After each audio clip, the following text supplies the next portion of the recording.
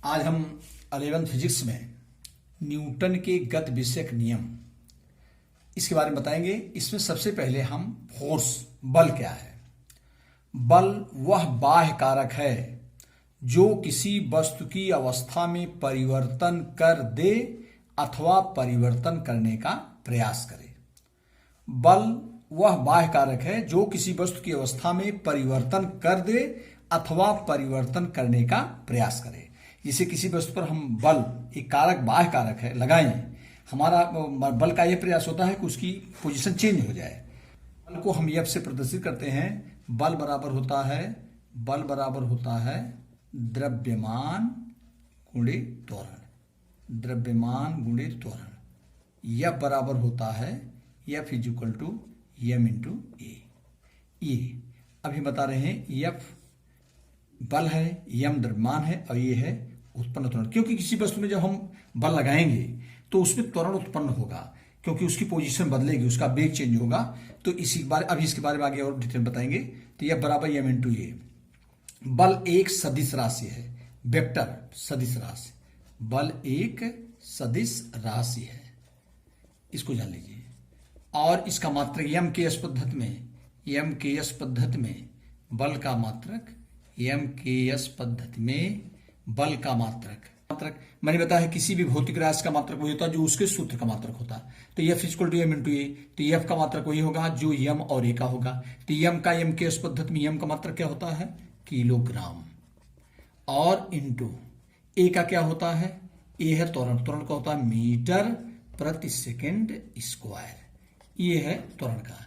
इसी को या हम इसको कहते हैं किलोग्राम मीटर और सेकंड की घाते -2, सेकंड की घात -2 प्रति सेकंड को सेकंड ऊपर लेके, ये हमारा हो गया। इसी को हम कहते हैं न्यूटन। एम के इस पद्धति में बल का मात्रक किलोग्राम मीटर प्रति सेकंड स्क्वायर, या इसी को हम बोलते हैं न्यूटन। अब जरा ध्यान दीजिए। अब एक न्यूटन किसे कहते हैं, एक न्यूटन। जैसे एक न्यूटन किसे कहेंगे, या ध्यान दीजिए, एक न्यूटन यदि 1 किलोग्राम की वस्तु हो, 1 न्यूटन वह बल है। न्यूटन क्योंकि किसकी यूनिट है, बल की। तो 1 न्यूटन वह बल है जो 1 किलोग्राम की वस्तु पर आरोपित करने पर उसमें 1 मीटर प्रति सेकंड स्क्वायर का त्वरण उत्पन्न कर दे। अगर 1 किलोग्राम की वस्तु हम बल लगाएं और उसमें 1 मीटर प्रति सेकंड स्क्वायर का अगर त्वरण उत्पन्न हो रहा है तो वह बल 1 न्यूटन होगा। ध्यान दीजिए। और सीजीएस पद्धति में बल का मात्रक डाइन होता है। डाइन, एम के पद्धति में बल का मात्रक न्यूटन, सीजीएस पद्धति में बल का मात्रक डाइन होता है। 1 न्यूटन इज इक्वल टू होता है 10⁵ डाइन। 1 न्यूटन फोर्स कितने डाइन के इक्वल होता है, 10⁵5 डाइन। ये बल है। अब इसका विमीय सूत्र क्या होता है, विमीय सूत्र। अब जरा ध्यान दीजिए, बल का विमीय सूत्र वही होगा F equal to M into A. तो यम का विमीय सूत्र इंटू ए का विमीय सूत्र जो होगा वही एफ का होगा। तो यम का विमीय सूत्र क्या होता है, यम, और ए त्वरण का विमीय सूत्र होता है L⁻²। तो ये हमारा हो जाएगा। तो बल का विमीय सूत्र हो जाएगा यम L⁻²। अब हम चलते हैं न्यूटन के गति विषयक नियम।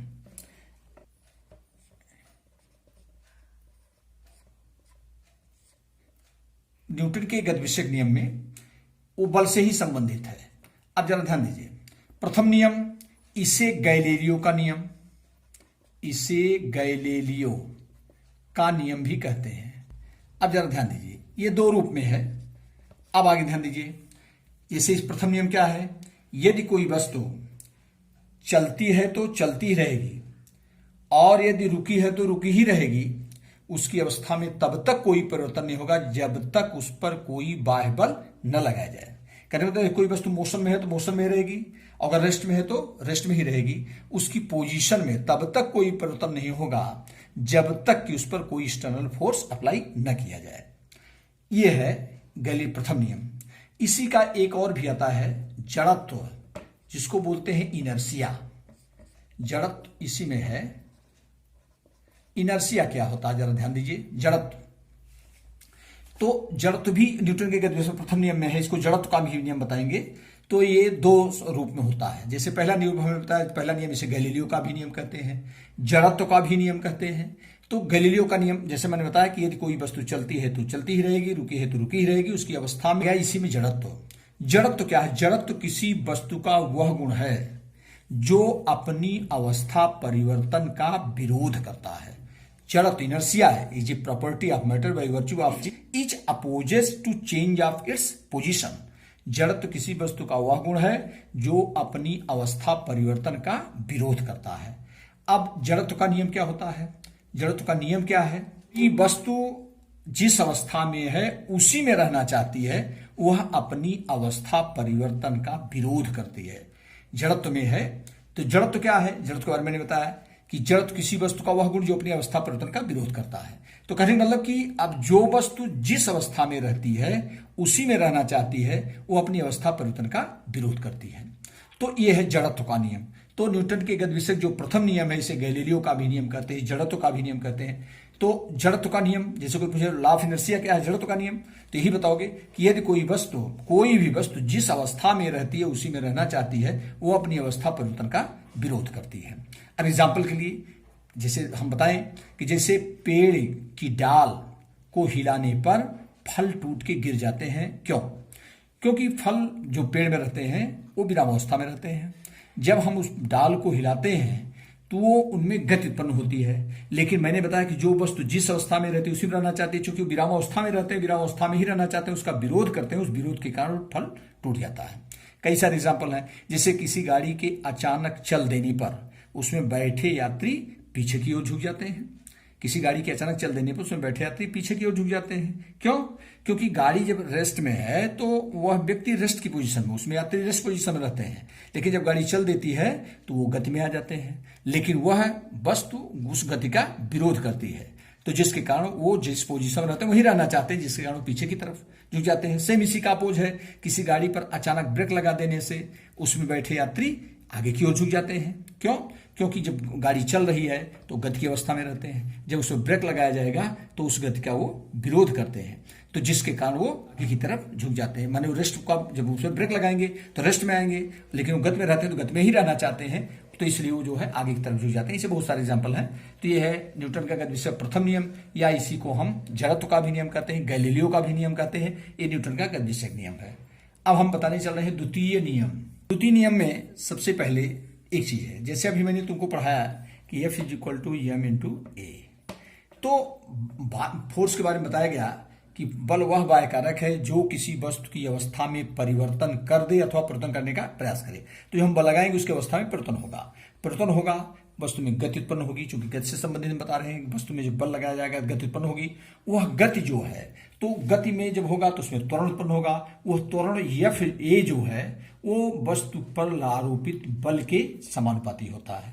पहला ये कि जो वस्तु में उत्पन्न त्वरण है, जब हम बल लगाएंगे किसी वस्तु पर तो उसमें उत्पन्न त्वरण जो है वो उस पर लगाए गए बल के समानुपाती होता है। A is proportional to F।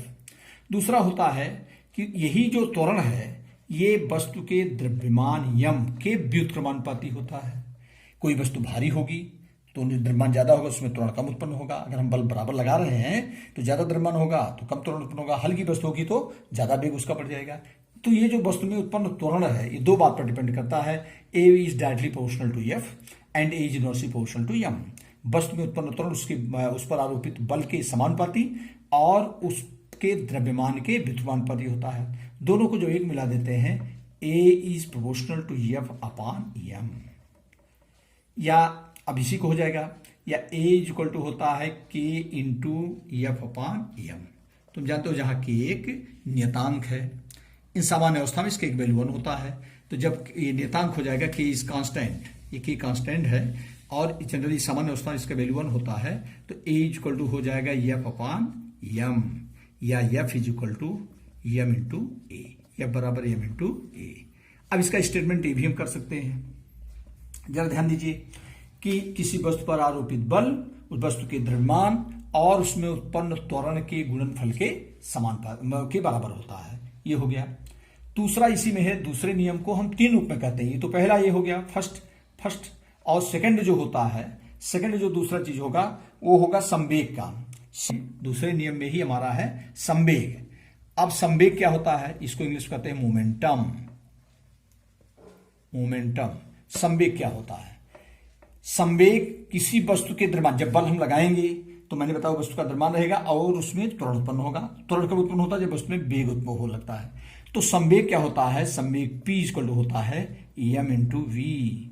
किसी वस्तु के द्रव्यमान और उसके वेग के गुणनफल को संवेग कहते हैं। किसी वस्तु के द्रव्यमान और उसके वेग के गुणनफल को संवेग कहते हैं। संवेग मोमेंटम। मोमेंटम क्या होता है? Product P equal to m into v. ये भी एक सदिश राशि है। संवेग कैसी राशि है? सदिश राशि है। सदिश राशि। मात्रक इसका क्या होगा? इसका मात्रक क्या होता है? m किलोग्राम और v क्या होता है? मीटर प्रति सेकेंड। ये संवेग का मात्रक हो गया। किलोग्राम, ये P equal to m into v. m का मात्रक किलोग्राम, v का मात्रक मीटर प्रति सेकेंड, तो किलोग्राम मीटर प्रति सेकेंड हो गया है। अब इसमें जो होता है दूसरे नियम में होता है, अब हम नेक्स्ट में बताएंगे बल और संवेग परिवर्तन में संबंध।